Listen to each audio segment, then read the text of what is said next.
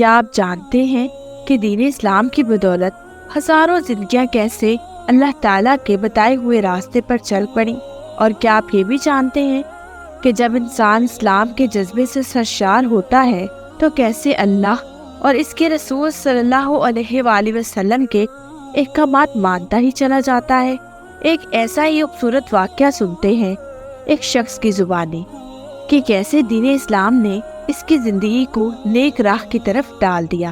قدرت اللہ شہاب نامہ میں بتاتے ہیں کہ ایک بار میں کسی دور دراز علاقے میں گیا ہوا تھا۔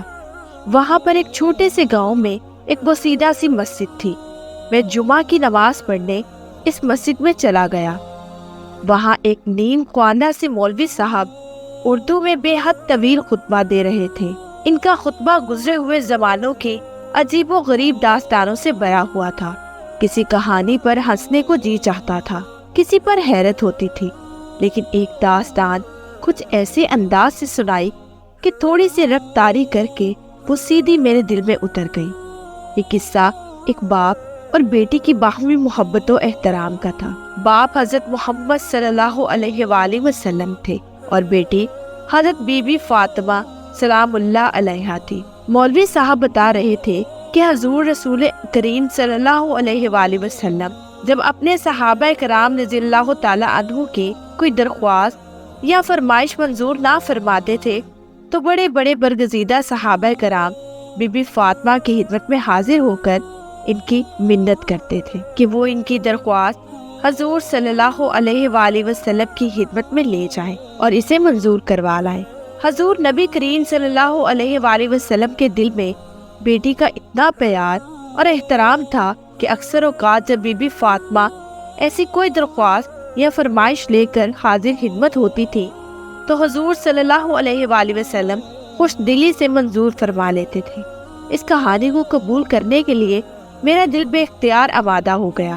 جمعہ کی نماز کے بعد میں اسی بسیدہ سی مسجد میں بیٹھ کر نوافل پڑھتا رہا۔ کچھ نفل میں نے حضرت بی بی فاطمہ رضی اللہ تعالی عنہا کی روح مبارک کو ایصال ثواب کی نیت سے پڑھے۔ پھر میں نے پوری یکسوئی سے گڑ گڑا کر یہ دعا مانگی، یا اللہ، میں نہیں جانتا کہ یہ داستان صحیح ہے یا غلط، لیکن میرا دل گواہی دیتا ہے کہ تیرے آخری رسول صلی اللہ علیہ وآلہ وسلم کے دل میں اپنی بیٹی خاتون جنت کے لیے اس سے بھی زیادہ محبت اور عزت کا جذبہ موجود ہوگا۔ اس لیے میں اللہ سے درخواست کرتا ہوں کہ وہ حضرت بی بی فاطمہ کی روح کو اجازت مرحمت فرمائے کہ وہ میری ایک درخواست اپنے والد گرامی صلی اللہ علیہ وآلہ وسلم کے حضور میں پیش کر کے منظور کروا لیں۔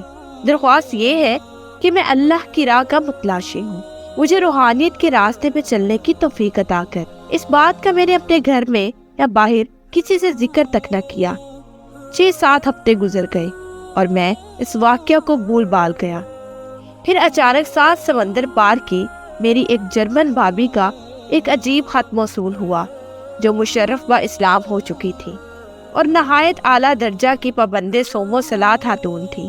انہوں نے لکھا تھا، رات میں نے خوش قسمتی سے فاطمہ بنت رسول اللہ صلی اللہ علیہ وآلہ وسلم کو خواب میں دیکھا۔ انہوں نے میرے ساتھ نہایت تواضع اور شفقت سے باتیں کی اور فرمایا کہ اپنے دیور قدرت اللہ شہاب کو بتا دو کہ میں نے اس کی درخواست اپنے برگزیدہ والد گرامی صلی اللہ علیہ وآلہ وسلم کی خدمت میں پیش کر دی تھی۔ انہوں نے عرضہ نوازش منظور فرما لیا ہے۔ یہ خط پڑھتے ہی میرے ہوش و حواس پر خوشی اور حیرت کی دیوانگی سی طاری ہو گئی۔ مجھے یوں محسوس ہوتا تھا کہ میرے قدم زمین پر نہیں پڑ رہے بلکہ ہوا میں چل رہے ہیں۔ یہ تصور کہ اس برگزیدہ محفل میں ان باپ بیٹی کے درمیان میرا ذکر ہوا، میرے روئی پر ایک تند نشے کی طرح چھا جاتا تھا۔ کیسا عظیم باپ صلی اللہ علیہ وآلہ وسلم اور کیسی عظیم بیٹی۔